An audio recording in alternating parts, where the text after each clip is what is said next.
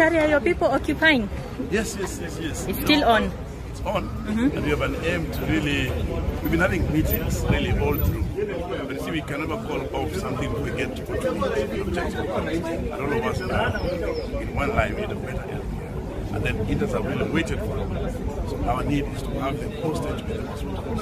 So we've had even this meeting, what meeting we have had discussions, we're still going to have meetings in the ministry, and then we just get back. Are your people occupying? Yes. It's still on. It's on. And we have an aim to really, we've been having meetings really all through. But you see, we can never call off something if we get to the objective. And all of us are in one line, we need a better health. And then interns have really waited for them.